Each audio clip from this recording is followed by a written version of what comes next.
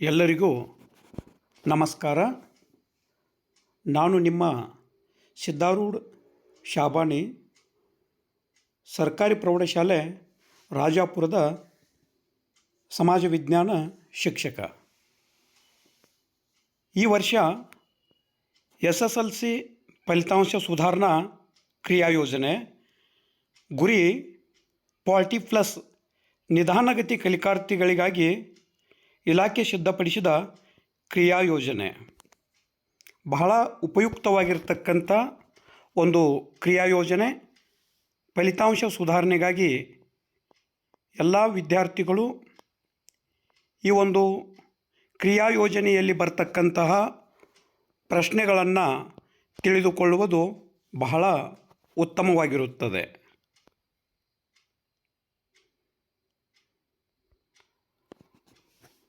ಒಂದು ಅಂಕ ಸಾಮಾಜಿಕ ಸ್ತರವಿನ್ಯಾಸ ಅಧ್ಯಾಯದಲ್ಲಿ ಬರ್ತಕ್ಕಂಥದ್ದು.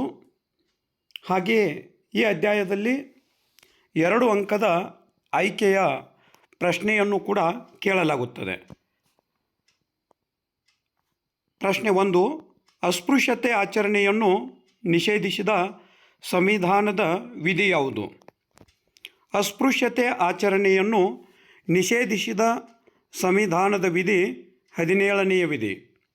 ಪ್ರಶ್ನೆ 2, ಸಾಮಾಜಿಕ ಸ್ತರವಿನ್ಯಾಸ ಎಂದರೇನು? ಸಾಮಾಜಿಕ ಸ್ತರವಿನ್ಯಾಸ ಎಂದರೆ ಜನರನ್ನು ಆದಾಯ, ಶಿಕ್ಷಣ, ಜಾತಿ, ಲಿಂಗ, ಉದ್ಯೋಗ ಮುಂತಾದವುಗಳ ಆಧಾರದ ಮೇಲೆ ಮೇಲು ಕೀಳು ಎಂದು ವಿಂಗಡಿಸುವುದನ್ನು ಸಾಮಾಜಿಕ ಸ್ತರವಿನ್ಯಾಸ ಎನ್ನುವರು. ಪ್ರಶ್ನೆ 3, ಪೂರ್ವಾಗ್ರಹ ಎಂದರೇನು? ಪೂರ್ವಾಗ್ರಹ ಎಂದರೆ ಒಬ್ಬ ವ್ಯಕ್ತಿ ಒಂದು ಸಮೂಹದವರ ಬಗ್ಗೆ ಹೊಂದಿರಬಹುದಾದ ಪೂರ್ವ ನಿರ್ಧಾರಿತ ಮನೋಭಾವ. ಪ್ರಶ್ನೆ 4, ಮಾನವ ಕುಲ ತಾನೊಂದೇ ಒಲಂ ಎಂದು ಹೇಳಿದವರು ಯಾರು? ಮಾನವ ಕುಲ ತಾನೊಂದೇ ಒಲಂ ಎಂದು ಹೇಳಿದವರು ಪಂಪ. ಪ್ರಶ್ನೆ 5, ಅಸ್ಪೃಶ್ಯತೆಯನ್ನು ಹಿಂದೂ ಸಮಾಜಕ್ಕೆ ಹತ್ತಿದ ಕಳಂಕ ಎಂದವರು ಯಾರು? ಅಸ್ಪೃಶ್ಯತೆಯನ್ನು ಹಿಂದೂ ಸಮಾಜಕ್ಕೆ ಹತ್ತಿದ ಕಳಂಕ ಎಂದವರು ಮಹಾತ್ಮ ಗಾಂಧಿ. ಪ್ರಶ್ನೆ 6, ಇತ್ತೀಚೆಗೆ ಅಸ್ಪೃಶ್ಯತೆ ಆಚರಣೆ ಕಡಿಮೆಯಾಗುತ್ತಿದೆ ಏಕೆ? ಇತ್ತೀಚೆಗೆ ಅಸ್ಪೃಶ್ಯತೆ ಆಚರಣೆ ಕಡಿಮೆಯಾಗುತ್ತಿದೆ ಏಕೆಂದರೆ ಶಿಕ್ಷಣದ ಪ್ರಸಾರದಿಂದ ಅಥವಾ ಹೆಚ್ಚುತ್ತಿರುವ ಸಾಕ್ಷರತೆಯಿಂದ. ಬ್ರಿಟಿಷ್ ಆಳ್ವಿಕೆಯ ಪರಿಣಾಮಗಳು. ಈ ಅಧ್ಯಾಯದಲ್ಲಿ ಕೇಳ್ತಕ್ಕಂತಹ 1 ಅಂಕದ ಪ್ರಶ್ನೆಗಳು. ಮಹಲ್ವಾರಿ ಪದ್ಧತಿಯನ್ನು ಯಾರು ಜಾರಿಗೆ ತಂದರು? ಮಹಲ್ವಾರಿ ಪದ್ಧತಿಯನ್ನು R.M. ಬರ್ಡ್ ಮತ್ತು ಜೇಮ್ಸ್ ಥಾಮ್ಸನ್ ಎಂಬುವವರು ಜಾರಿಗೆ ತಂದರು. ಕಾಯಂ ಜಮೀನ್ದಾರಿ ಪದ್ಧತಿಯನ್ನು ಜಾರಿಗೆ ತಂದವರು ಯಾರು? ಕಾಯಂ ಜಮೀನ್ದಾರಿ ಪದ್ಧತಿಯನ್ನು ಜಾರಿಗೆ ತಂದವರು ಕಾರ್ನ್ವಾಲಿಸ್. ಪ್ರಶ್ನೆ 3, ಸೂಪರಿಂಟೆಂಡೆಂಟ್ ಆಫ್ ಪೊಲೀಸ್ ಹುದ್ದೆಯನ್ನು ಸೃಷ್ಟಿಸಿದವರು ಯಾರು? SP ಹುದ್ದೆಯನ್ನು ಸೃಷ್ಟಿಸಿದವರು ಕಾರ್ನ್ವಾಲಿಸ್. ಪ್ರಶ್ನೆ 4, ಕೋಲ್ಕತ್ತಾದಲ್ಲಿ ಸುಪ್ರೀಂ ಕೋರ್ಟ್ ರಚನೆಗೆ ಅವಕಾಶ ನೀಡಿದ ಶಾಸನ ಯಾವುದು? ಕೋಲ್ಕತ್ತಾದಲ್ಲಿ ಸುಪ್ರೀಂ ಕೋರ್ಟ್ ರಚನೆಗೆ ಅವಕಾಶ ನೀಡಿದ ಶಾಸನ 1773ರ ರೆಗ್ಯುಲೇಟಿಂಗ್ ಶಾಸನ. ಪ್ರಶ್ನೆ 5, ಮುಸ್ಲಿಮರಿಗೆ ಪ್ರತ್ಯೇಕ ಚುನಾವಣಾ ಮತಗಟ್ಟೆ ವ್ಯವಸ್ಥೆ ಜಾರಿಗೆ ತಂದ ಶಾಸನ ಯಾವುದು? ಮುಸ್ಲಿಮರಿಗೆ ಪ್ರತ್ಯೇಕ ಚುನಾವಣಾ ಮತಗಟ್ಟೆ ವ್ಯವಸ್ಥೆ ಜಾರಿಗೆ ತಂದ ಶಾಸನ 1909ರ ಭಾರತೀಯ ಪರಿಷತ್ ಕಾಯ್ದೆ. ಪ್ರಶ್ನೆ 6, 1935ರ ಭಾರತ ಸರ್ಕಾರದ ಕಾಯ್ದೆ ಒಂದು ಪ್ರಮುಖ ದಾಖಲೆಯಾಗಿದೆ ಏಕೆ? 1935ರ ಭಾರತ ಸರ್ಕಾರದ ಕಾಯ್ದೆ ಒಂದು ಪ್ರಮುಖ ದಾಖಲೆಯಾಗಿದೆ, ಏಕೆಂದರೆ ಅದು ಅಖಿಲ ಭಾರತದ ಒಕ್ಕೂಟ ರಚಿಸಲು ಅವಕಾಶ ಮಾಡಿಕೊಟ್ಟಿತು. ನೆಕ್ಸ್ಟ್, ಬ್ಯಾಂಕ್ ವ್ಯವಹಾರಗಳು ಮತ್ತು ಉದ್ಯಮಶೀಲತೆ. ಈ ಪಾಠದಲ್ಲಿ ಕೇಳಬಹುದಾದ ಪ್ರಶ್ನೆಗಳು: ಬ್ಯಾಂಕುಗಳ ಬ್ಯಾಂಕ್ ಅಥವಾ ಕೇಂದ್ರ ಬ್ಯಾಂಕ್ ಎಂದು ಯಾವ ಬ್ಯಾಂಕನ್ನು ಕರೆಯುತ್ತಾರೆ? ಬ್ಯಾಂಕುಗಳ ಬ್ಯಾಂಕ್ ಅಥವಾ ಕೇಂದ್ರ ಬ್ಯಾಂಕ್ ಎಂದು reserve bank of India RBI, reserve bank of India ಕರೆಯುತ್ತಾರೆ. ಪ್ರಶ್ನೆ 2. ಸಾಮಾನ್ಯವಾಗಿ ವಿದ್ಯಾರ್ಥಿಗಳು, ಹಿರಿಯ ನಾಗರಿಕರು, ಪಿಂಚಣಿದಾರರು ತೆರೆಯಲು ಸೂಕ್ತವಾದ ಖಾತೆ ಯಾವುದು? ಉಳಿತಾಯ ಖಾತೆ. ಪ್ರಶ್ನೆ 3. ರಾಷ್ಟ್ರೀಯ ಉಳಿತಾಯ ಪತ್ರಗಳನ್ನು ನೀಡುವ ಇಲಾಖೆ ಯಾವುದು? ರಾಷ್ಟ್ರೀಯ ಉಳಿತಾಯ ಪತ್ರಗಳನ್ನು ನೀಡುವ ಇಲಾಖೆ ಅಂಚೆ ಇಲಾಖೆ. ಪ್ರಶ್ನೆ 4. ಭವಿಷ್ಯದ ಅವಶ್ಯಕತೆಗಳು ಆದ ಮಕ್ಕಳ ಮದುವೆ, ವಸ್ತುಗಳ ಖರೀದಿ, ಕಾರು ಇತ್ಯಾದಿಗಳನ್ನು ಕೊಳ್ಳಲು ಬ್ಯಾಂಕಿನಲ್ಲಿ ತೆರೆಯಬಹುದಾದ ಖಾತೆ ಯಾವುದು? ಭವಿಷ್ಯದ ಅವಶ್ಯಕತೆಗಳಾದ ಮಕ್ಕಳ ಮದುವೆ, ವಸ್ತುಗಳ ಖರೀದಿ, ಕಾರು ಇತ್ಯಾದಿ ಕೊಳ್ಳಲು ಬ್ಯಾಂಕಿನಲ್ಲಿ ತೆಗೆಯಬಹುದಾದ ಖಾತೆ ಆವರ್ತ ಠೇವಣಿ ಖಾತೆ. ಪ್ರಶ್ನೆ 5. ಉದ್ಯಮಿ ಎಂಬ ಪದ ಫ್ರೆಂಚ್ ಭಾಷೆಯ ಯಾವ ಪದದಿಂದ ಬಂದಿದೆ? ಉದ್ಯಮಿ ಎಂಬ ಪದ ಫ್ರೆಂಚ್ ಭಾಷೆಯ ಎಂಟ್ರಪ್ರೆಂಡೆ ಎಂಬ ಪದದಿಂದ ಬಂದಿದೆ. ಪ್ರಶ್ನೆ 6. ಜಿಲ್ಲಾ ಕೈಗಾರಿಕಾ ಕೇಂದ್ರಗಳನ್ನು ಯಾವ ವರ್ಷ ಸ್ಥಾಪಿಸಲಾಯಿತು? ಜಿಲ್ಲಾ ಕೈಗಾರಿಕಾ ಕೇಂದ್ರಗಳನ್ನು 1978ರಲ್ಲಿ ಸ್ಥಾಪಿಸಲಾಯಿತು. ಪ್ರಶ್ನೆ 7. ಜಿಲ್ಲಾ ಕೈಗಾರಿಕಾ ಕೇಂದ್ರಗಳ ಸ್ಥಾಪನೆಯ ಉದ್ದೇಶವೇನು? ಜಿಲ್ಲಾ ಕೈಗಾರಿಕಾ ಕೇಂದ್ರಗಳ ಸ್ಥಾಪನೆಯ ಉದ್ದೇಶ ಗ್ರಾಮೀಣ ಪ್ರದೇಶದಲ್ಲಿ ಕೈಗಾರಿಕೆಗಳನ್ನು ಸ್ಥಾಪಿಸಲು ಮತ್ತು ಅವುಗಳ ಆಡಳಿತ ಸಮಗ್ರತೆಯನ್ನು ಕೇಂದ್ರೀಕರಿಸಲು. ಗ್ರಾಮೀಣಾಭಿವೃದ್ಧಿ ಮತ್ತು ಸಾರ್ವಜನಿಕ ಆಡಳಿತ. ಈ ಪಾಠದಲ್ಲಿ ಕೇಳಬಹುದಾದ ಪ್ರಶ್ನೆಗಳು: ಪ್ರಶ್ನೆ 1. ಭಾರತದ ನೈಜ ಅಭಿವೃದ್ಧಿ ಎಂದರೆ ಅದು ಗ್ರಾಮಗಳ ಅಭಿವೃದ್ಧಿ ಎಂದು ಹೇಳಿದವರು ಯಾರು? ಭಾರತದ ನೈಜ ಅಭಿವೃದ್ಧಿ ಎಂದರೆ ಅದು ಗ್ರಾಮಗಳ ಅಭಿವೃದ್ಧಿ ಎಂದು ಹೇಳಿದವರು ಮಹಾತ್ಮ ಗಾಂಧಿ. ಪ್ರಶ್ನೆ 2. ಏಕರೂಪದ ಪಂಚಾಯತ್ ವ್ಯವಸ್ಥೆ ಜಾರಿಗೆ ಬಂದದ್ದು ಯಾವ ತಿದ್ದುಪಡಿಯ ಮೂಲಕ? ಏಕರೂಪದ ಪಂಚಾಯತ್ ವ್ಯವಸ್ಥೆ ಜಾರಿಗೆ ಬಂದದ್ದು 73ನೇ ತಿದ್ದುಪಡಿಯ ಮೂಲಕ. ಪ್ರಶ್ನೆ 3. ಅಧಿಕಾರ ವಿಕೇಂದ್ರೀಕರಣ ಎಂದರೇನು?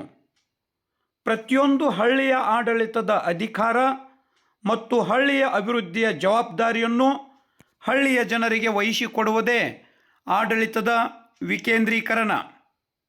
ಪ್ರಶ್ನೆ 4. ಮಹಿಳಾ ಸ್ವಸಹಾಯ ಸಂಘ ಮತ್ತು ಸ್ತ್ರೀ ಶಕ್ತಿ ಸಂಘಗಳನ್ನು ಏಕೆ ಸ್ಥಾಪಿಸಲಾಗಿದೆ? ಗ್ರಾಮೀಣ ಬಡ ಮಹಿಳೆಯರನ್ನು ಸಂಘಟಿಸಿ ಅವರನ್ನು ಆರ್ಥಿಕ ಸ್ವಾವಲಂಬಿಗಳನ್ನಾಗಿ ಮಾಡಲು ಮಹಿಳಾ ಸ್ವಸಹಾಯ ಸಂಘಗಳನ್ನು ಅಸ್ತಿತ್ವಕ್ಕೆ ತರಲಾಗಿದೆ. ಬಹಳ ಪ್ರಮುಖವಾದ ಪ್ರಶ್ನೆ. ಮಹಿಳಾ ಸ್ವಸಹಾಯ ಸಂಘ ಮತ್ತು ಸ್ತ್ರೀ ಶಕ್ತಿ ಸಂಘಗಳನ್ನು ಏಕೆ ಸ್ಥಾಪಿಸಲಾಗಿದೆ? ಏಕೆಂದರೆ ಗ್ರಾಮೀಣ ಬಡ ಮಹಿಳೆಯರನ್ನು ಸಂಘಟಿಸಿ ಅವರನ್ನು ಆರ್ಥಿಕ ಸ್ವಾವಲಂಬಿಗಳನ್ನಾಗಿ ಮಾಡಲು ಮಹಿಳಾ ಸ್ವಸಹಾಯ ಸಂಘಗಳನ್ನು ಅಸ್ತಿತ್ವಕ್ಕೆ ತರಲಾಗಿದೆ. ಪ್ರಶ್ನೆ 5. ಕೇಂದ್ರ ಸರ್ಕಾರದ ಆಯವ್ಯಯ ಮಂಡಿಸುವವರು ಯಾರು? ಕೇಂದ್ರ ಸರ್ಕಾರದ ಆಯವ್ಯಯ ಮಂಡಿಸುವವರು ಕೇಂದ್ರ ಹಣಕಾಸು ಮಂತ್ರಿ. ಪ್ರಶ್ನೆ 6. ಸಾರ್ವಜನಿಕ ಹಣಕಾಸು ಎಂದರೇನು? ಸರ್ಕಾರದ ಆದಾಯ, ವೆಚ್ಚ, ಸಾಲಗಳ ನಿರ್ವಹಣೆಯನ್ನು ಕುರಿತು ಅಧ್ಯಯನ ಮಾಡುವುದನ್ನೇ ಸಾರ್ವಜನಿಕ ಹಣಕಾಸು ಎನ್ನುವರು. ಪ್ರಶ್ನೆ 7. ವಿತ್ತೀಯ ನೀತಿ ಅಥವಾ ಕೋಶೀಯ ನೀತಿ ಎಂದರೇನು? ಸರ್ಕಾರ ತನ್ನ ಆದಾಯ, ವೆಚ್ಚ, ಸಾಲಕ್ಕೆ ಸಂಬಂಧಿಸಿದಂತೆ ಅನುಸರಿಸುವ ನೀತಿಗೆ ವಿತ್ತೀಯ ನೀತಿ ಅಥವಾ ಕೋಶೀಯ ನೀತಿ ಎನ್ನುವರು. ತೆರಿಗೆ ಎಂದರೇನು? ಪ್ರಶ್ನೆ 8. ತೆರಿಗೆ ಎಂದರೇನು? ತೆರಿಗೆ ಎಂದರೆ ಪ್ರಜೆಗಳು ಯಾವುದೇ ಪ್ರತಿಫಲಾಪೇಕ್ಷೆ ಇಲ್ಲದೆ ಸರ್ಕಾರಕ್ಕೆ ಕೊಡಬೇಕಾದ ಕಡ್ಡಾಯ ವಂತಿಗೆಯನ್ನು ತೆರಿಗೆ ಎನ್ನುತ್ತೇವೆ. ಮೈಸೂರಿನ ಒಡೆಯರು ಮತ್ತು ಕರ್ನಾಟಕದಲ್ಲಿ ಬ್ರಿಟಿಷ್ ಆಳ್ವಿಕೆಗೆ ಪ್ರತಿರೋಧಗಳು. ಈ ಅಧ್ಯಾಯದಲ್ಲಿ ಕೇಳಬಹುದಾದ ಪ್ರಮುಖ ಪ್ರಶ್ನೆಗಳು. ಪ್ರಶ್ನೆ 1. ಮೈಸೂರಿನ ರಾಜ್ಯಗೀತೆ ಕಾಯೋಶ್ರೀ ಗೌರಿಯನ್ನು ರಚಿಸಿದವರು ಯಾರು? ಮೈಸೂರಿನ ರಾಜ್ಯಗೀತೆ ಕಾಯೋಶ್ರೀ ಗೌರಿಯನ್ನು ರಚಿಸಿದವರು ಬಸಪ್ಪ ಶಾಸ್ತ್ರಿ. ಪ್ರಶ್ನೆ 2. 1ನೇ ಆಂಗ್ಲೋ ಮೈಸೂರು ಯುದ್ಧ ಯಾವ ಒಪ್ಪಂದದ ಪ್ರಕಾರ ಕೊನೆಗೊಂಡಿತು? ಮದ್ರಾಸ್. ಇಲ್ಲಿ 4 ಆಂಗ್ಲೋ ಮೈಸೂರು ಯುದ್ಧಗಳು ನಡೆದಿರ್ತಕ್ಕಂಥದ್ದು. ಅದರಲ್ಲಿ 3 ಆಂಗ್ಲೋ ಮೈಸೂರು ಯುದ್ಧಗಳಿಗೆ ಒಪ್ಪಂದಗಳಿವೆ. ಮೊದಲನೇ ಆಂಗ್ಲೋ ಮೈಸೂರು ಯುದ್ಧದ ಒಪ್ಪಂದ ಮದ್ರಾಸ್, 2ನೇ ಆಂಗ್ಲೋ ಮೈಸೂರು ಯುದ್ಧದ ಒಪ್ಪಂದ ಮಂಗಳೂರು, 3ನೇ ಆಂಗ್ಲೋ ಮೈಸೂರು ಯುದ್ಧದ ಒಪ್ಪಂದ ಶ್ರೀರಂಗಪಟ್ಟಣ. ಪ್ರಶ್ನೆ 3. 3ನೇ ಆಂಗ್ಲೋ ಮೈಸೂರು ಯುದ್ಧದ ಒಪ್ಪಂದ ಶ್ರೀರಂಗಪಟ್ಟಣ. ಪ್ರಶ್ನೆ 4. ಮೈಸೂರು ಸಂಸ್ಥಾನದ ನವರಾತ್ರಿ ಉತ್ಸವವನ್ನು ಪ್ರಾರಂಭಿಸಿದವರು ಯಾರು? ಮೈಸೂರು ಸಂಸ್ಥಾನದ ನವರಾತ್ರಿ ಉತ್ಸವವನ್ನು ಪ್ರಾರಂಭಿಸಿದವರು ರಾಜ್ ಒಡೆಯರ್. ಪ್ರಶ್ನೆ 5. ಹದಿನಾಡು ಎಂಬ ಪಾಳೆಪಟ್ಟಿನ ಮಹಾರಾಣಿ ತನ್ನ ಮಗಳನ್ನು ಯದುರಾಯನಿಗೆ ಕೊಟ್ಟು ಮದುವೆ ಏಕೆ ಮಾಡಿದಳು? ಹದಿನಾಡು ಎಂಬ ಪಾಳೆಯಪಟ್ಟಿನ ಮಹಾರಾಣಿ ತನ್ನ ಮಗಳನ್ನು ಯದುರಾಯನಿಗೆ ಕೊಟ್ಟು ಮದುವೆ ಏಕೆ ಮಾಡಿಸಿದಳು ಎಂದರೆ ಯದುರಾಯನು ಮಾರಾನಾಯಕನನ್ನು ಕೊಂದು ಮಹಾರಾಣಿಗೆ ಸಹಾಯ ಮಾಡಿದ್ದ, ಆದ್ದರಿಂದ. ಪ್ರಶ್ನೆ 6. ರಾಜಮುಡಿ ಕಿರೀಟ ಅರ್ಪಿಸಿದ ಒಡೆಯರ್ ಯಾರು? ರಾಜಮುಡಿ ಕಿರೀಟ ಅರ್ಪಿಸಿದ ಒಡೆಯರ್ ರಾಜ್ ಒಡೆಯರ್. ಸಾಮೂಹಿಕ ವರ್ತನೆ ಮತ್ತು ಪ್ರತಿಭಟನೆಗಳು. ಈ ಅಧ್ಯಾಯದಲ್ಲಿ ಪರೀಕ್ಷೆಯಲ್ಲಿ ಕೇಳಬಹುದಾದ ಪ್ರಮುಖ ಪ್ರಶ್ನೆಗಳು. ಜನಮಂದೆ ಎಂದರೇನು? ಜನಮಂದೆ ಎಂದರೆ ಯಾವುದೇ ಪೂರ್ವ ಯೋಜನೆ ಇಲ್ಲದೆ ಅನಿಶ್ಚಿತವಾಗಿ ಒಂದು ಆಸಕ್ತಿಯ ಸುತ್ತ ನೆರೆದಿರುವ ಜನರಾಶಿಯೇ ಜನಮಂದೆ.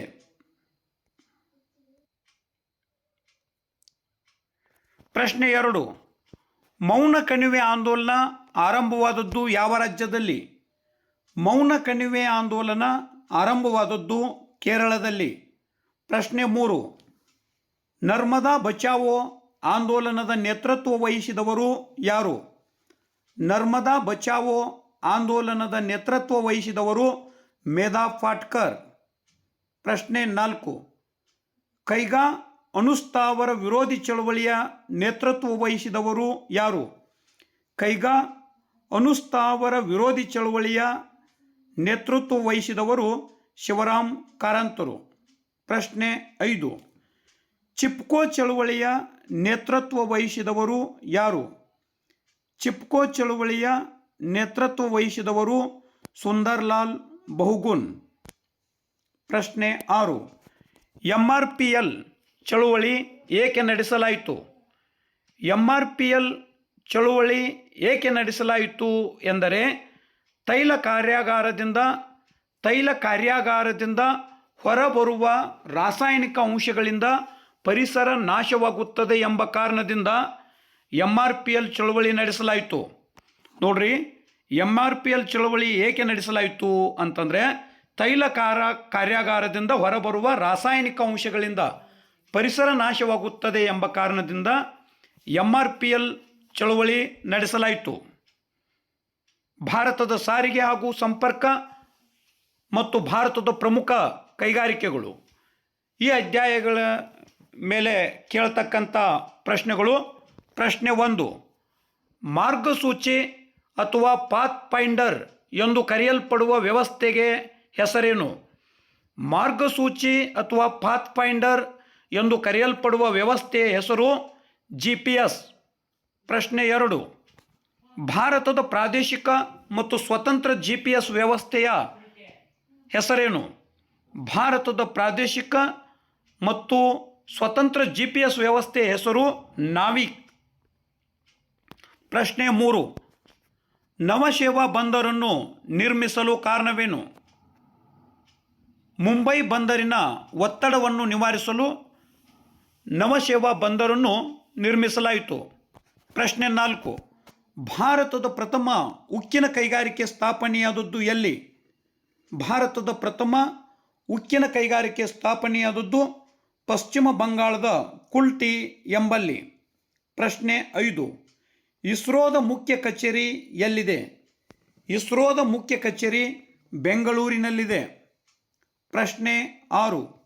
ಭಾರತದ ಮ್ಯಾಂಚೆಸ್ಟರ್ ಅಥವಾ ಕಾಟನೋಪೋಲಿಸ್ ಯಾವುದು, ಏಕೆ? ಭಾರತದ ಮ್ಯಾಂಚೆಸ್ಟರ್ ಅಥವಾ ಕಾಟನೋಪೋಲಿಸ್ ಮುಂಬೈ.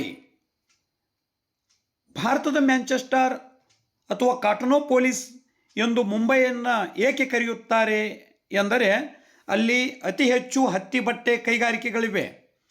ಪ್ರಶ್ನೆ 7. ಇಸ್ರೋ ಸ್ಥಾಪನೆಯಾದ ವರ್ಷ ಯಾವುದು? 1969. ಪ್ರಶ್ನೆ 8. ಚಂದ್ರನ ದಕ್ಷಿಣ ಧ್ರುವದ ಬಳಿ ಬಾಹ್ಯಾಕಾಶ ನೌಕೆಯನ್ನು ಇಳಿಸಿದ ರಾಷ್ಟ್ರ ಯಾವುದು? ಚಂದ್ರನ ದಕ್ಷಿಣ ಧ್ರುವದ ಬಳಿ ಬಾಹ್ಯಾಕಾಶ ನೌಕೆಯನ್ನು ಇಳಿಸಿದ ಮೊದಲ ರಾಷ್ಟ್ರ ಭಾರತ. ಭಾರತದ ಋತುಗಳು ಅಧ್ಯಾಯದ ಮೇಲೆ ಕೇಳಬಹುದಾದ ಪ್ರಶ್ನೆಗಳು. ಪ್ರಶ್ನೆ 1. ಭಾರತದಲ್ಲಿ ಅತಿ ಹೆಚ್ಚು ಉಷ್ಣಾಂಶ ದಾಖಲಾದ ಸ್ಥಳ ಯಾವುದು? ಭಾರತದಲ್ಲಿ ಅತಿ ಹೆಚ್ಚು ಉಷ್ಣಾಂಶ ದಾಖಲಾದ ಸ್ಥಳ ರಾಜಸ್ಥಾನದ ಗಂಗಾನಗರ. ಪ್ರಶ್ನೆ 2. ಪ್ರಪಂಚದಲ್ಲಿ ಅತಿ ಹೆಚ್ಚು ಮಳೆ ಬೀಳುವ ಸ್ಥಳ ಯಾವುದು? ಪ್ರಪಂಚದಲ್ಲಿ ಅತಿ ಹೆಚ್ಚು ಮಳೆ ಬೀಳುವ ಸ್ಥಳ ಮೇಘಾಲಯದ ಮಾಸಿನ್ರಾಮ್. ಪ್ರಶ್ನೆ 3. ಭಾರತದಲ್ಲಿ ಅತಿ ಕಡಿಮೆ ಮಳೆ ಬೀಳುವ ಸ್ಥಳ ಯಾವುದು? ಭಾರತದಲ್ಲಿ ಅತಿ ಕಡಿಮೆ ಮಳೆ ಬೀಳುವ ಸ್ಥಳ ರಾಜಸ್ಥಾನದ ರೋಯ್ಲಿ. ಪ್ರಶ್ನೆ 4. ಏಪ್ರಿಲ್ ಮೇನಲ್ಲಿ ಕರ್ನಾಟಕದಲ್ಲಿ ಬೀಳುವ ಪರಿಸರನ ಮಳೆಯನ್ನು ಏನೆಂದು ಕರೆಯುತ್ತಾರೆ? ಏಪ್ರಿಲ್ ಮತ್ತು ಮೇ ತಿಂಗಳಿನಲ್ಲಿ ಕರ್ನಾಟಕದಲ್ಲಿ ಬೀಳುವ ಪರಿಸರನ ಮಳೆಯನ್ನು ಕಾಫಿಯ ತುಂತುರು ಎಂದು ಕರೆಯುತ್ತಾರೆ. ಪ್ರಶ್ನೆ 5. ಕೇರಳದಲ್ಲಿ ಬೀಳುವ ಪರಿಸರನ ಮಳೆಯನ್ನು ಏನೆಂದು ಕರೆಯುತ್ತಾರೆ? ಕೇರಳದಲ್ಲಿ ಬೀಳುವ ಪರಿಸರನ ಮಳೆಯನ್ನು ಮಾವಿನ ಹೊಯ್ಲು ಎಂದು ಕರೆಯುತ್ತಾರೆ. ಪ್ರಶ್ನೆ 6. ಪಶ್ಚಿಮ ಬಂಗಾಳದಲ್ಲಿ ಬೀಳುವ ಪರಿಸರನ ಮಳೆಗೆ ಏನೆಂದು ಕರೆಯುತ್ತಾರೆ? ಪಶ್ಚಿಮ ಬಂಗಾಳದಲ್ಲಿ ಬೀಳುವ ಪರಿಸರನ ಮಳೆಗೆ ಕಾಲಬೈಸಾಖಿ ಎಂದು ಕರೆಯುತ್ತಾರೆ. ಪ್ರಶ್ನೆ 7. ಉತ್ತರ ಪ್ರದೇಶದಲ್ಲಿ ಪರಿಸರನ ಮಳೆಯನ್ನು ಏನೆಂದು ಕರೆಯುತ್ತಾರೆ? ಉತ್ತರ ಪ್ರದೇಶದಲ್ಲಿ ಪರಿಸರನ ಮಳೆಯನ್ನು ಅಂದೀಸ್ ಎಂದು ಕರೆಯುತ್ತಾರೆ. ಜಾಗತಿಕ ಸಂಸ್ಥೆಗಳು ಎನ್ನುವ ಅಧ್ಯಾಯದ ಮೇಲೆ ಕೇಳಬಹುದಾದ ಪ್ರಶ್ನೆಗಳು. ವಿಶ್ವಸಂಸ್ಥೆಯ ಮುಖ್ಯ ಕಚೇರಿ ಇರುವ ನಗರ ಯಾವುದು? ವಿಶ್ವಸಂಸ್ಥೆಯ ಮುಖ್ಯ ಕಚೇರಿ ಇರುವ ನಗರ ನ್ಯೂಯಾರ್ಕ್. ಪ್ರಶ್ನೆ 2. ವಿಶ್ವ ಆರೋಗ್ಯ ಸಂಸ್ಥೆಯ ಮುಖ್ಯ ಕಚೇರಿ ಇರುವುದೆಲ್ಲಿ? ವಿಶ್ವ ಆರೋಗ್ಯ ಸಂಸ್ಥೆಯ ಮುಖ್ಯ ಕಚೇರಿ ಇರುವುದು ಸ್ವಿಟ್ಜರ್ಲ್ಯಾಂಡಿನ ಜಿನಿವಾ ನಗರದಲ್ಲಿ. ಪ್ರಶ್ನೆ 3. ಅಂತಾರಾಷ್ಟ್ರೀಯ ನ್ಯಾಯಾಲಯದ ಕೇಂದ್ರ ಕಚೇರಿ ಇರುವ ಸ್ಥಳ ಯಾವುದು? ಅಂತಾರಾಷ್ಟ್ರೀಯ ನ್ಯಾಯಾಲಯದ ಕೇಂದ್ರ ಕಚೇರಿ ಇರುವ ಸ್ಥಳ ದಿ ಹೇಗ್ ಪಟ್ಟಣದಲ್ಲಿ. ಪ್ರಶ್ನೆ 4. ಸಾರ್ಕ್ನ ಕೇಂದ್ರ ಕಚೇರಿ ಎಲ್ಲಿದೆ? ಸಾರ್ಕ್ನ ಕೇಂದ್ರ ಕಚೇರಿ ನೇಪಾಳದ ಕಠ್ಮಂಡುವಿನಲ್ಲಿದೆ.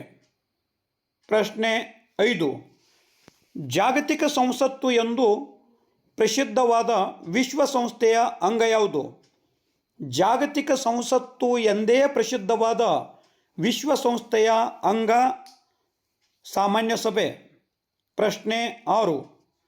ವಿಶ್ವಸಂಸ್ಥೆಯ ಸಚಿವ ಸಂಪುಟ ಮಾದರಿಯಲ್ಲಿರುವ ಅಂಗಸಂಸ್ಥೆ ಯಾವುದು? ವಿಶ್ವಸಂಸ್ಥೆಯ ಸಚಿವ ಸಂಪುಟ ಮಾದರಿಯಲ್ಲಿರುವ ಅಂಗಸಂಸ್ಥೆ ಭದ್ರತಾ ಸಮಿತಿ. ಮಹಾಯುದ್ಧಗಳು ಹಾಗೂ ಭಾರತದ ಪಾತ್ರ ಈ ಅಧ್ಯಾಯಗಳ ಮೇಲೆ ಕೇಳಬಹುದಾದ ಪ್ರಶ್ನೆಗಳು. ಪ್ರಶ್ನೆ 1. ಕದನ ಬಾಂಧವ್ಯತ್ರಯ ಮೈತ್ರಿಕೂಟ ರಚಿಸಿಕೊಂಡ ರಾಷ್ಟ್ರಗಳು ಯಾವುವು? ಕದನ ಬಾಂಧವ್ಯತ್ರಯ ಮೈತ್ರಿಕೂಟ ರಚಿಸಿಕೊಂಡ ರಾಷ್ಟ್ರಗಳು ಬ್ರಿಟನ್, ಫ್ರಾನ್ಸ್, ರಷ್ಯಾ. ಪ್ರಶ್ನೆ 2. ಕದನ ಸೌಹಾರ್ದತ್ರಯ ಮೈತ್ರಿಕೂಟ ರಚಿಸಿಕೊಂಡ ರಾಷ್ಟ್ರಗಳು ಯಾವುವು? ಕದನ ಸೌಹಾರ್ದತ್ರಯ ಮೈತ್ರಿಕೂಟ ರಚಿಸಿಕೊಂಡ ರಾಷ್ಟ್ರಗಳು ಜರ್ಮನಿ, ಆಸ್ಟ್ರಿಯಾ, ಹಂಗೇರಿ ಮತ್ತು ಇಟಲಿ.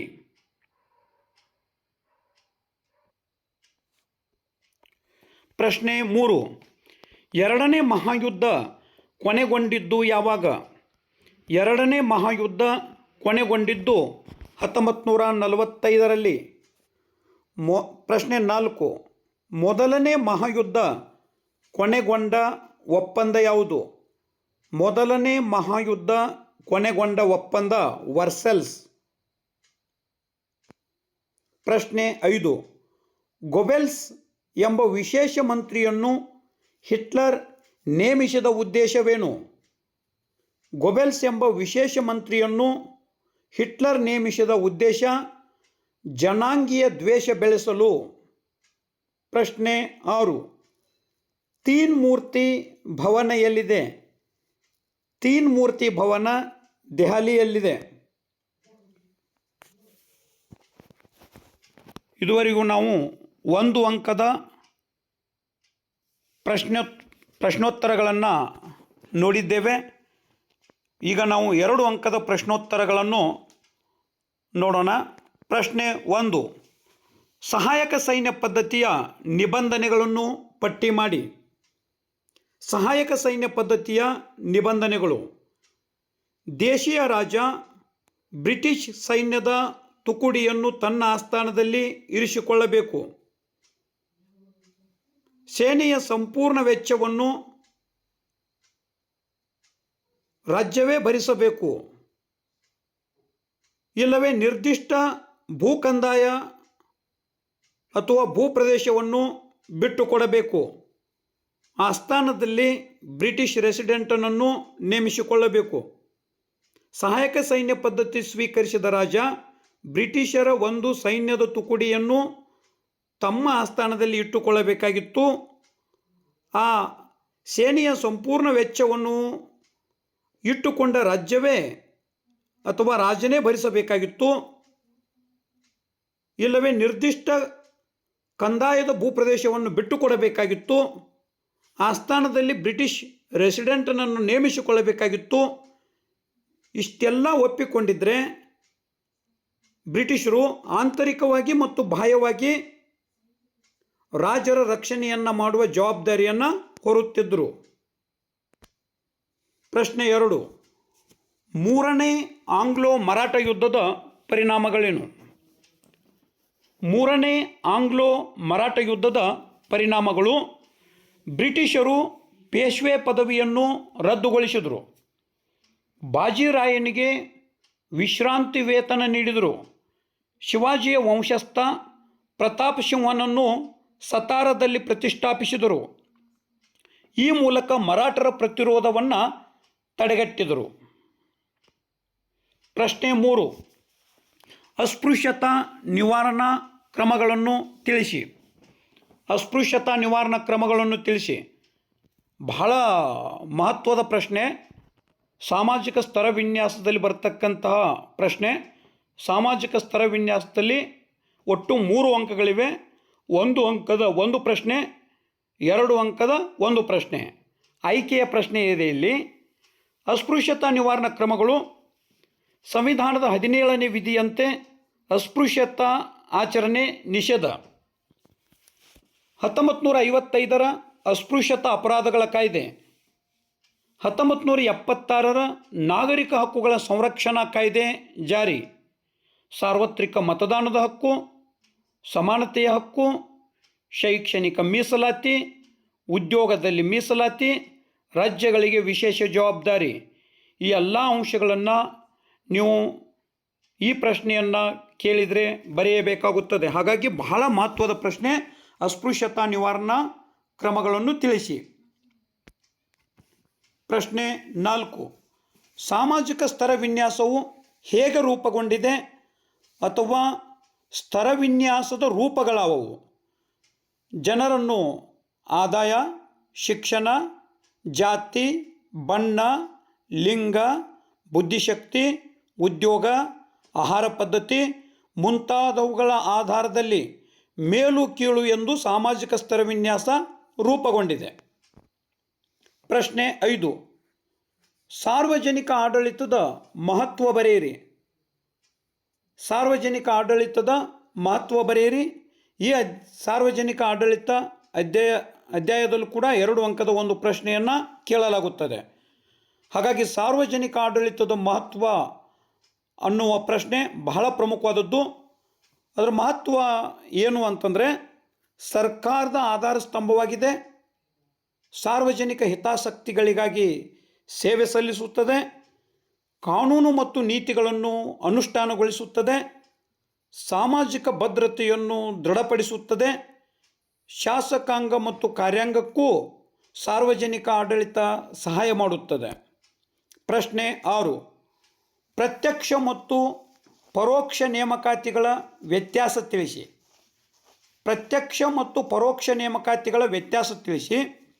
ಪ್ರತ್ಯಕ್ಷ ನೇಮಕಾತಿ ನೇರ ನೇಮಕಾತಿ ಎಂದು ಕರೆಯುತ್ತಾರೆ. ಇಲ್ಲಿ ಪ್ರತ್ಯಕ್ಷ ನೇಮಕಾತಿಯಲ್ಲಿ ಸ್ಪರ್ಧಾತ್ಮಕ ಪರೀಕ್ಷೆಗಳ ಮೂಲಕ ಅಭ್ಯರ್ಥಿಗಳನ್ನು ಆಯ್ಕೆ ಮಾಡಲಾಗುತ್ತದೆ. ಪ್ರತ್ಯಕ್ಷ ನೇಮಕಾತಿಯಲ್ಲಿ ಅಭ್ಯರ್ಥಿಗಳು ಕೆಲವು ಅರ್ಹತೆಗಳನ್ನು ಹೊಂದಿರಬೇಕು. ಇನ್ನು ಪರೋಕ್ಷ ನೇಮಕಾತಿ ನೋಡಲಾಗಿ ಇದು ಆಂತರಿಕ ನೇಮಕಾತಿ ಎಂದು ಕರೆಯುತ್ತಾರೆ. ಇಲ್ಲಿ ವಿದ್ಯಾರ್ಹತೆ ಮತ್ತು ಸೇವಾ ಹಿರಿತನದ ಮೇಲೆ ಬಡ್ತಿ ನೀಡಲಾಗುತ್ತದೆ. ಪದೋನ್ನತಿ ಮತ್ತು ಬಡ್ತಿಯ ವಿಧಾನವಾಗಿದೆ. ಪ್ರಶ್ನೆ 7, ಸ್ವತಂತ್ರ ಭಾರತ ಎದುರಿಸಿದ ಸಮಸ್ಯೆಗಳಾವವು? ನಿರಾಶ್ರಿತರ ಸಮಸ್ಯೆ, ಕೋಮು ಗಲಭೆಗಳು, ಸರ್ಕಾರದ ರಚನೆ, ದೇಶೀಯ ಸಂಸ್ಥಾನಗಳ ವಿಲೀನೀಕರಣ. ಪ್ರಶ್ನೆ 8, ಭಾರತದ ಒಕ್ಕೂಟಕ್ಕೆ ಜುನಾಗಢ ಸಂಸ್ಥಾನವನ್ನು ವಿಲೀನಗೊಳಿಸಿದರ ಬಗೆಗೆ ತಿಳಿಸಿ. ಜುನಾಗಢ ನವಾಬ ಪಾಕಿಸ್ತಾನ ಸೇರಲು ಇಚ್ಛಿಸಿದನು. ಆಗ ಪ್ರಜೆಗಳು ನವಾಬನ ವಿರುದ್ಧ ಬೀದಿಗಿಳಿದರು. ಅದರಿಂದ ನವಾಬ ಪಾಕಿಸ್ತಾನಕ್ಕೆ ಪಲಾಯನ ಮಾಡಿದ. ದಿವಾನರ ಮನವಿಯ ಮೇರೆಗೆ ಭಾರತದ ಸರ್ಕಾರ ಸೈನ್ಯವನ್ನು ಕಳಿಸಿ ಜುನಾಗಢದಲ್ಲಿ ಶಾಂತಿ ನೆಲೆಸುವಂತೆ ಮಾಡಿತು. ಕೊನೆಗೆ 1949ರಲ್ಲಿ ಜುನಾಗಢ ಭಾರತದ ಒಕ್ಕೂಟವನ್ನು ಸೇರಿತು. ಎಷ್ಟು ಈಸಿ ಪ್ರಶ್ನೆ ಆಯ್ತು ನೋಡ್ರಿ ಇದು. ಜುನಾಗಢ ಸಂಸ್ಥಾನ ಭಾರತದ ಒಕ್ಕೂಟದಲ್ಲಿ ಹೇಗೆ ವಿಲೀನವಾಯಿತು ಅಂತಂದರೆ, ಜುನಾಗಢದ ನವಾಬ ಪಾಕಿಸ್ತಾನಕ್ಕೆ ಸೇರಲು ಇಚ್ಛಿಸಿದ. ಆಗ ಅಲ್ಲಿರ್ತಕ್ಕಂಥ ಪ್ರಜೆಗಳು ನವಾಬನ ವಿರುದ್ಧ ಬೀದಿಗಿಳಿದ್ರು. ಅದನ್ನು ಎದುರಿಸಲಾಗದೆ ನವಾಬ ಪಾಕಿಸ್ತಾನಕ್ಕೆ ಪಲಾಯನ ಮಾಡಿದ. ದಿವಾನರ ಮನವಿಯ ಮೇರೆಗೆ ಭಾರತ ಸರ್ಕಾರ ಸೈನ್ಯವನ್ನು ಕಳುಹಿಸಿ ಶಾಂತಿ ಸ್ಥಾಪಿಸಿತು. ಕೊನೆಗೆ 1949ರಲ್ಲಿ ಜುನಾಗಢ ಭಾರತದ ಒಕ್ಕೂಟವನ್ನು ಸೇರಿತು. ಪ್ರಶ್ನೆ 9, ಪಂಚವಾರ್ಷಿಕ ಯೋಜನೆಯ ಉದ್ದೇಶ ಅಥವಾ ಸಾಧನೆಗಳು ಯಾವುವು? ಪಂಚವಾರ್ಷಿಕ ಯೋಜನೆಯ ಉದ್ದೇಶ ಅಥವಾ ಸಾಧನೆಗಳು ಯಾವುವು ಅಂತಂದರೆ, ಬಡತನವನ್ನು ನಿರ್ಮೂಲನೆ ಮಾಡುವುದು, ಉತ್ಪಾದನೆಯನ್ನು ಗರಿಷ್ಠ ಮಟ್ಟಕ್ಕೆ ಹೆಚ್ಚಿಸುವುದು, ಉದ್ಯೋಗಾವಕಾಶಗಳನ್ನು ಹೆಚ್ಚಿಸುವುದು, ಆರ್ಥಿಕ ಅಸಮಾನತೆಯನ್ನು ಕಡಿಮೆ ಮಾಡುವುದು, ಆರ್ಥಿಕತೆಯನ್ನು ಆಧುನೀಕರಣಗೊಳಿಸುವುದು.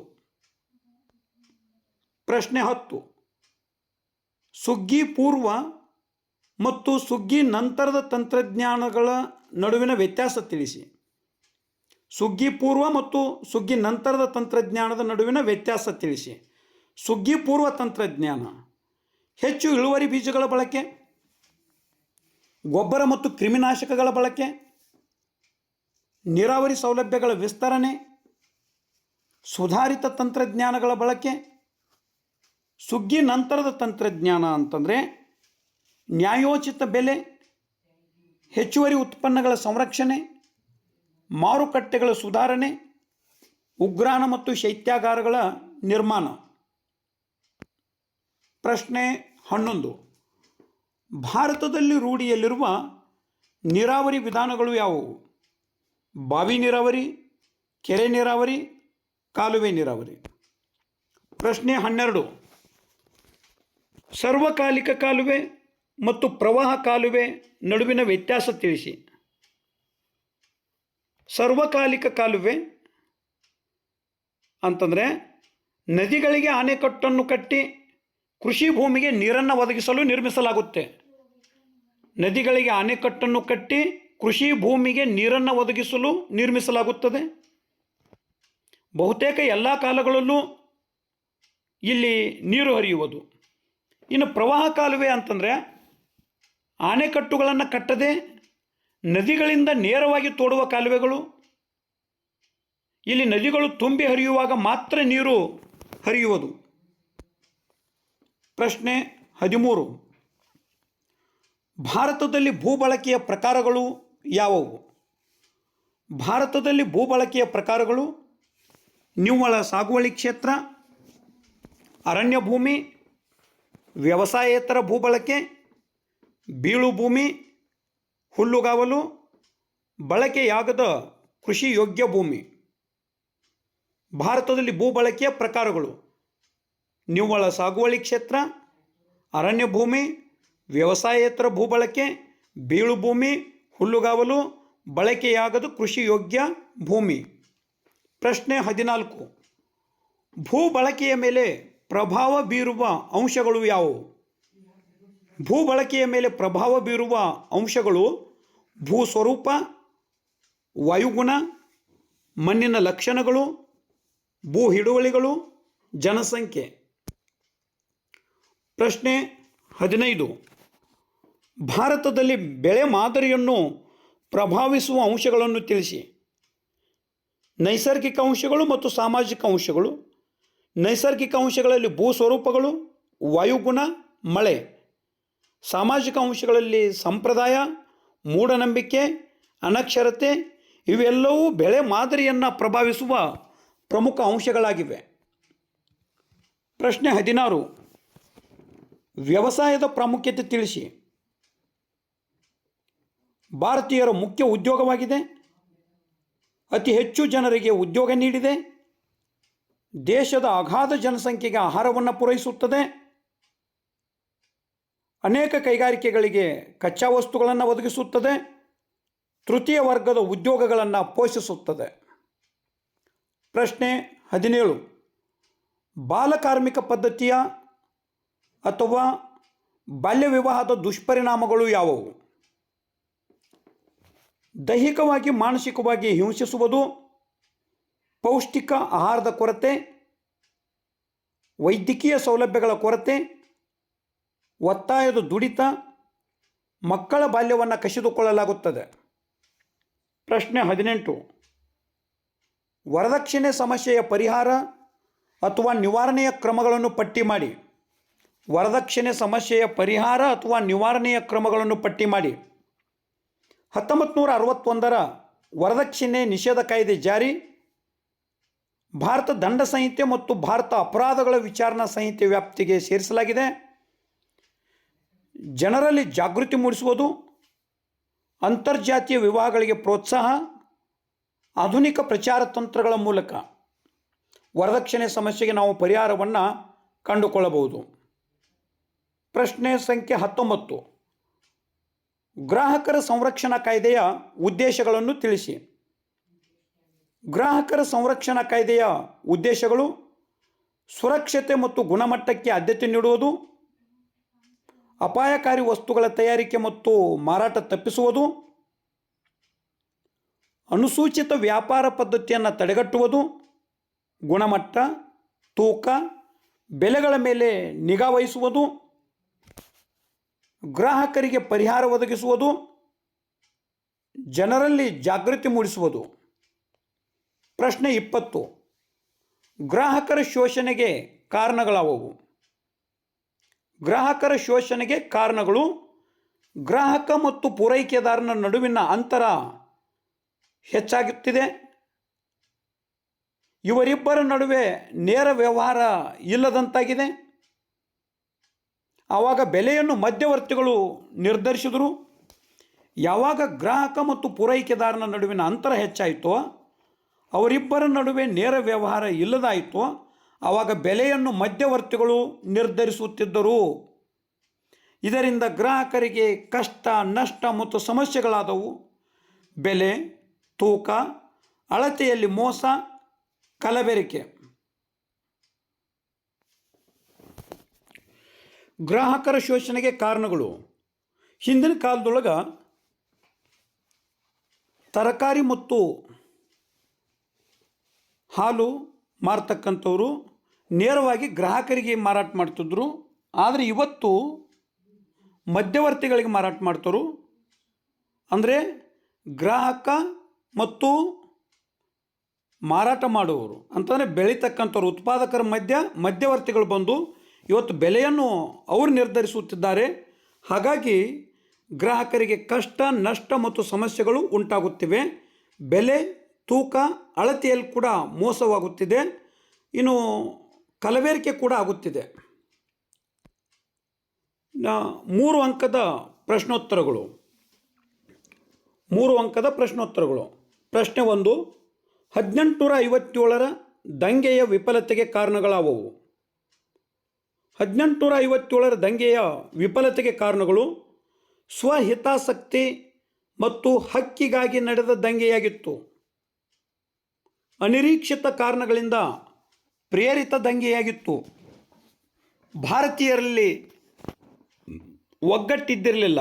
ಭಾರತೀಯ ಸೈನಿಕರಲ್ಲಿದ್ದ ಭಿನ್ನತೆಗಳು, ಸೂಕ್ತ ಮಾರ್ಗದರ್ಶನ ಮತ್ತು ಸಂಘಟನೆಯ ಕೊರತೆ, ಸೂಕ್ತ ನಾಯಕತ್ವ ಮತ್ತು ಶಿಸ್ತಿನ ಕೊರತೆ, ಸೂಕ್ತ ಯುದ್ಧತಂತ್ರ ಮತ್ತು ಸೈನಿಕ ಪರಿಮಿತಿಯ ಕೊರತೆ, ಅನೇಕ ದೇಶೀಯ ರಾಜರುಗಳಿಂದ ಬ್ರಿಟಿಷರಿಗೆ ಬೆಂಬಲ, ದಂಗೆಯು ಭಾರತದಾದ್ಯಂತ ವ್ಯಾಪಿಸಿರಲಿಲ್ಲ, ಹೋರಾಟಗಾರರಲ್ಲಿ ನಿಶ್ಚಿತ ಗುರಿ ಇರಲಿಲ್ಲ, ಲೂಟಿಗಳಿಂದ ಸಿಪಾಯಿಗಳು ಜನಬೆಂಬಲ ಕಳೆದುಕೊಂಡರು.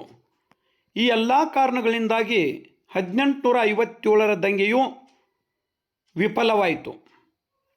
ಪ್ರಶ್ನೆ 2. ಸಂಘಟಿತ ಮತ್ತು ಅಸಂಘಟಿತ ಕೆಲಸಗಾರರ ನಡುವಿನ ವ್ಯತ್ಯಾಸ ತಿಳಿಸಿ. ಸಂಘಟಿತ ಕೆಲಸಗಾರರು ಇವರು ಕಾನೂನುಬದ್ಧವಾಗಿ ಕೆಲಸ ಮಾಡುತ್ತಾರೆ, ನಿಗದಿತ ಕಾರ್ಯಕ್ಷೇತ್ರದಲ್ಲಿ ಕೆಲಸ ಮಾಡುತ್ತಾರೆ, ನಿಶ್ಚಿತ ನಿಯಮಗಳಿರುತ್ತವೆ, ವಿಶೇಷ ತರಬೇತಿ ಪಡೆದಿರುತ್ತಾರೆ, ಶೈಕ್ಷಣಿಕ ಅರ್ಹತೆ ಹೊಂದಿರುತ್ತಾರೆ, ಕೆಲಸದ ಭದ್ರತೆ ಇದೆ, ನಿಗದಿತ ವೇತನ ಇದೆ, ವಿವಿಧ ಭತ್ಯೆ, ವೈದ್ಯಕೀಯ ಸೌಲಭ್ಯ ಹೊಂದಿರುತ್ತಾರೆ. ಉದಾಹರಣೆಗೆ ಸರ್ಕಾರಿ ನೌಕರರು.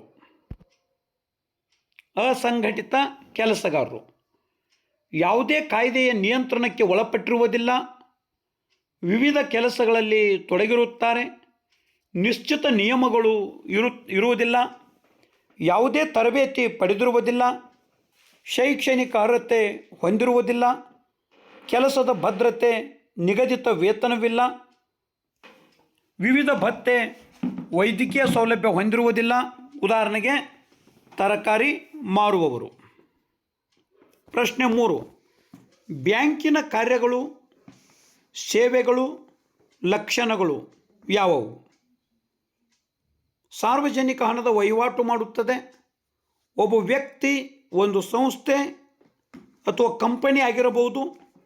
ಸಾರ್ವಜನಿಕರಿಂದ ಠೇವಣಿಗಳನ್ನು ಅಂಗೀಕರಿಸುತ್ತದೆ. ಬ್ಯಾಂಕುಗಳು ಸಾಲವನ್ನು ನೀಡುತ್ತವೆ. ಠೇವಣಿದಾರ ಮತ್ತು ಸಾಲಗಾರನ ಮಧ್ಯೆ ಕೊಂಡಿಯಾಗಿದೆ. ತನ್ನ ಹೆಸರಿನೊಂದಿಗೆ ಬ್ಯಾಂಕ್ ಎಂಬ ಪದ ಹೊಂದಿದೆ.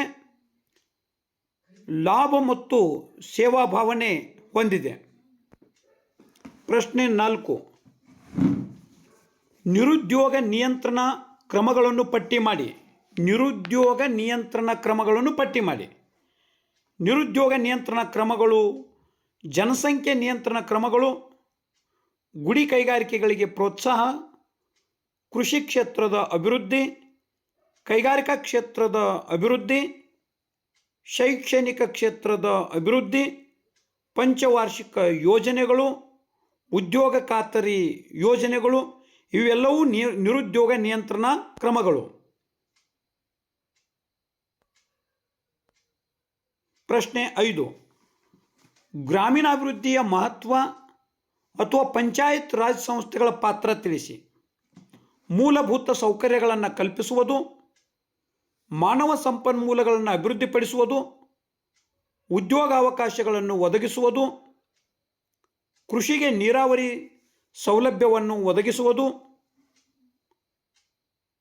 ಗೃಹ ಕೈಗಾರಿಕೆಗಳನ್ನು ಪ್ರೋತ್ಸಾಹಿಸುವುದು, ಬಡತನ ನಿರುದ್ಯೋಗವನ್ನು ನಿವಾರಿಸುವುದು, ಅರ್ಹರಿಗೆ ಸರ್ಕಾರಿ ಸೌಲಭ್ಯಗಳನ್ನು ಒದಗಿಸುವುದು. ಪ್ರಶ್ನೆ 6. ಅರಣ್ಯಗಳ ಮಹತ್ವ ತಿಳಿಸಿ. ಶುದ್ಧ ವಾಯು, ಆಹಾರ ಹಾಗೂ ಮೇವನ್ನು ಪೂರೈಸುತ್ತದೆ, ಉತ್ತಮ ಮಳೆ ತರಲು ಸಹಾಯಕವಾಗಿದೆ, ಮಣ್ಣಿನ ಸವೆತವನ್ನು ನಿಯಂತ್ರಿಸುತ್ತದೆ, ಪ್ರಾಣಿ ಪಕ್ಷಿಗಳಿಗೆ ಆಶ್ರಯ ನೀಡಿದೆ, ಔಷಧೀಯ ಸಸ್ಯಗಳ ಆಗರವಾಗಿದೆ, ಪ್ರವಾಸಿಗರನ್ನು ಆಕರ್ಷಿಸುತ್ತದೆ, ಉದ್ಯೋಗಾವಕಾಶಗಳನ್ನು ಒದಗಿಸುತ್ತದೆ. ಪ್ರಶ್ನೆ 7. ಅರಣ್ಯ ಸಂರಕ್ಷಣಾ ವಿಧಾನಗಳನ್ನು ಪಟ್ಟಿ ಮಾಡಿ. ಅರಣ್ಯ ಸಂರಕ್ಷಣಾ ವಿಧಾನಗಳು ಘರ್ಷಿತ ಮರಗಳನ್ನು ತೆಗೆಯುವುದು, ರೋಗಗಳನ್ನು ನಿಯಂತ್ರಿಸುವುದು, ಸಸಿಗಳನ್ನು ನೆಡುವುದು, ಬೀಜಗಳನ್ನು ಹರಡುವುದು, ಅಕ್ರಮವಾಗಿ ಮರ ಕಡಿಯುವುದನ್ನು ನಿಯಂತ್ರಿಸುವುದು, ಸಾಕು ಪ್ರಾಣಿಗಳ ಮೇಯಿಸುವಿಕೆಯನ್ನು ನಿಯಂತ್ರಿಸುವುದು, ಸಾರ್ವಜನಿಕರಿಗೆ ಮರ ನೆಡಲು ಪ್ರೋತ್ಸಾಹಿಸುವುದು. ಪ್ರಶ್ನೆ 8. ಬಕ್ಸಾರ್ ಕದನದ ಪರಿಣಾಮಗಳನ್ನು ಪಟ್ಟಿ ಮಾಡಿ. ಮೈತ್ರಿ ಸೈನ್ಯವು ಬ್ರಿಟಿಷರ ವಿರುದ್ಧ ಸೋತಿತು. 2ನೇ ಶಾ ಆಲಂ ಕಂಪನಿಗೆ ದಿವಾನಿ ಹಕ್ಕನ್ನು ನೀಡಿದನು. ಶಾ ಆಲಂ ವಾರ್ಷಿಕವಾಗಿ 26 ಲಕ್ಷ ರೂಪಾಯಿಗಳನ್ನು ಬಂಗಾಳದ ಹಕ್ಕಿಗಾಗಿ ಬಿಟ್ಟುಕೊಟ್ಟನು. ಶೂಜ್ ಉದ್ ದೌಲನು ಯುದ್ಧ ನಷ್ಟ ಪರಿಹಾರವಾಗಿ 50 ಲಕ್ಷ ರೂಪಾಯಿಗಳನ್ನು ನೀಡಿದನು. ಮೀರ್ ಜಾಫರ್ನ ಮಗನಿಗೆ ವಿಶ್ರಾಂತಿ ವೇತನ ನೀಡಲಾಯಿತು. ಬಂಗಾಳದ ಆಡಳಿತವನ್ನು ಕಂಪನಿಯು ವಹಿಸಿಕೊಂಡಿತು. ಪ್ಲಾಸಿ ಕದನಕ್ಕೆ ಕಾರಣ ಮತ್ತು ಪರಿಣಾಮಗಳನ್ನು ತಿಳಿಸಿ. ಪ್ಲಾಸಿ ಕದನಕ್ಕೆ ಕಾರಣಗಳು: ದಸ್ತಕಗಳ ದುರುಪಯೋಗ, ಅನುಮತಿ ಇಲ್ಲದ ಕೋಟೆಯ ದುರಸ್ತಿ, ಕಪ್ಪು ಕೋಣೆಯ ದುರಂತ. ಪ್ಲಾಸಿ ಕದನದ ಪರಿಣಾಮಗಳು: ಸಿರಾಜ್ ಉದ್ ದೌಲನು ಯುದ್ಧದಲ್ಲಿ ಕೊಲ್ಲಲ್ಪಟ್ಟನು. ಭಾರತೀಯರಲ್ಲಿದ್ದ ಅನೈಕ್ಯತೆ, ಅಸಂಘಟನೆ ಮತ್ತು ಲೋಭಿತನ ಪ್ರದರ್ಶಿಸಿತು. ಮೀರ್ ಜಾಫರ್ ಬಂಗಾಳದ ನವಾಬನಾದನು. ಕಂಪನಿ ಬಂಗಾಳದಲ್ಲಿ ವ್ಯಾಪಾರದ ಅನಿರ್ಬಂಧಿತ ಹಕ್ಕನ್ನು ಪಡೆಯಿತು. ಮೀರ್ ಜಾಫರ್ 17 ಕೋಟಿ 70 ಲಕ್ಷ ರೂಪಾಯಿಗಳನ್ನು ಕಂಪನಿಗೆ ನೀಡಿದನು. ಪ್ರಶ್ನೆ 10. ಸಾಮಾಜಿಕ ಸುಧಾರಣಾ ಕ್ರಮಗಳಾವವು? ವಿಗ್ರಹ ಆರಾಧನೆಗೆ ವಿರೋಧ, ಬಹುದೇವತಾ ಆರಾಧನೆಗೆ ವಿರೋಧ, ಏಕದೇವತಾ ಆರಾಧನೆಗೆ ಪ್ರೋತ್ಸಾಹ, ಯಜ್ಞಯಾಗಾದಿಗಳ ಖಂಡನೆ, ಪುರೋಹಿತಶಾಹಿಗೆ ವಿರೋಧ, ಸತಿ ಪದ್ಧತಿಗೆ ವಿರೋಧ, ಬಾಲ್ಯ ವಿವಾಹಕ್ಕೆ ವಿರೋಧ, ವಿಧವಾ ವಿವಾಹಕ್ಕೆ ಪ್ರೋತ್ಸಾಹ, ಆಧುನಿಕ ವಿಜ್ಞಾನ ಮತ್ತು ಇಂಗ್ಲಿಷ್ ಶಿಕ್ಷಣಕ್ಕೆ ಪ್ರೋತ್ಸಾಹ. ಪ್ರಶ್ನೆ 11. ಭಾರತದ ವಿದೇಶಾಂಗ ನೀತಿಯ ಮೂಲ ತತ್ವಗಳನ್ನು ಪಟ್ಟಿ ಮಾಡಿ. ವಸಾಹತುಶಾಹಿತ್ವಕ್ಕೆ ವಿರೋಧ, ಸಾಮ್ರಾಜ್ಯಶಾಹಿತ್ವಕ್ಕೆ ವಿರೋಧ, ವರ್ಣಭೇದ ನೀತಿಗೆ ವಿರೋಧ, ಅಲಿಪ್ತ ನೀತಿ, ಆಫ್ರಿಕಾ ಮತ್ತು ಏಷ್ಯಾದ ಪ್ರಗತಿಗೆ ಪ್ರಥಮ ಆದ್ಯತೆ, ನಿಶಸ್ತ್ರೀಕರಣಕ್ಕೆ ಬೆಂಬಲ, ವಿಶ್ವಸಂಸ್ಥೆ ಮತ್ತು ವಿಶ್ವಶಾಂತಿಗೆ ಬೆಂಬಲ. ಪ್ರಶ್ನೆ 12. ಭಯೋತ್ಪಾದನೆ ಸವಾಲನ್ನು ಎದುರಿಸಲು ಭಾರತ ಕೈಗೊಂಡ ಕ್ರಮಗಳಾವವು? ರಾಷ್ಟ್ರೀಯ ಭಯೋತ್ಪಾದನೆ ಸವಾಲನ್ನು ಎದುರಿಸಲು ಭಾರತ ಕೈಗೊಂಡ ಕ್ರಮಗಳು: ರಾಷ್ಟ್ರೀಯ ತನಿಖಾ ದಳವನ್ನು ಸ್ಥಾಪಿಸಿದೆ, ವಿಶೇಷ ಪರಿಣಿತಿ ಪಡೆಗಳನ್ನು ರಚಿಸಿದೆ, ಇಂಟೆಲಿಜೆನ್ಸ್ ಬ್ಯೂರೋವನ್ನು ಸ್ಥಾಪಿಸಿದೆ, ಗುಪ್ತಚರ ವ್ಯವಸ್ಥೆಯನ್ನು ಬಲವರ್ಧನೆ ಮಾಡಿದೆ, ಹಣಕಾಸು ಗುಪ್ತಚರ ಘಟಕಗಳನ್ನು ಸ್ಥಾಪಿಸಿದೆ, ಸಂಶೋಧನೆ ಹಾಗೂ ವಿಶ್ಲೇಷಣಾ ಘಟಕವನ್ನು ಸ್ಥಾಪಿಸಿದೆ. ಭಯೋತ್ಪಾದಕರ ವಿರುದ್ಧ ಕಾರ್ಯಾಚರಣೆಗೆ ರಕ್ಷಣಾ ಪಡೆ ಬಳಕೆ, ರಾಜ್ಯ ಸರ್ಕಾರಗಳು ಭಯೋತ್ಪಾದಕ ನಿಗ್ರಹ ಪಡೆ ರಚಿಸಿವೆ, ಜಾಗತಿಕ ಸಹಕಾರದ ಬಗ್ಗೆ ಕರೆ ನೀಡುತ್ತಾ ಬಂದಿದೆ. ಪ್ರಶ್ನೆ 13. ನೈಸರ್ಗಿಕ ವಿಕೋಪಗಳ ಪರಿಣಾಮಗಳಾವುವು? ಅಪಾರ ಪ್ರಮಾಣದ ಸಾವು ನೋವು ಉಂಟಾಗುತ್ತದೆ, ಬೆಳೆಗಳು ಸಂಪೂರ್ಣವಾಗಿ ನಾಶವಾಗುತ್ತವೆ, ಸಾರಿಗೆ ಸಂಪರ್ಕ ಅಸ್ತವ್ಯಸ್ತವಾಗುತ್ತದೆ, ವಿದ್ಯುತ್ ಸೌಕರ್ಯ ಅಸ್ತವ್ಯಸ್ತವಾಗುತ್ತದೆ, ಜನಜೀವನ ಸಂಪೂರ್ಣ ಅಸ್ತವ್ಯಸ್ತವಾಗುತ್ತದೆ, ಸಾಂಕ್ರಾಮಿಕ ರೋಗಗಳು ತಲೆದೋರುತ್ತವೆ.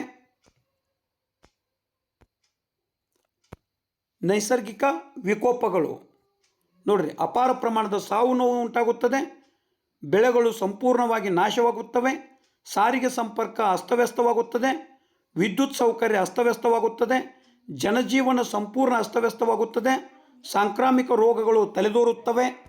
ಈ ಮಿಷನ್ 40+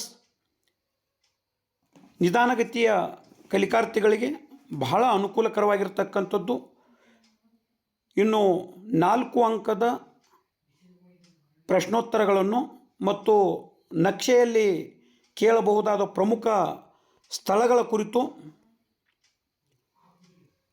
ಭಾಗ 2ರಲ್ಲಿ ತಿಳಿಸ್ತಕ್ಕಂಥ ಒಂದು ಪ್ರಯತ್ನವನ್ನು ಮಾಡುತ್ತೇನೆ. ಥ್ಯಾಂಕ್ ಯು, ಧನ್ಯವಾದಗಳು.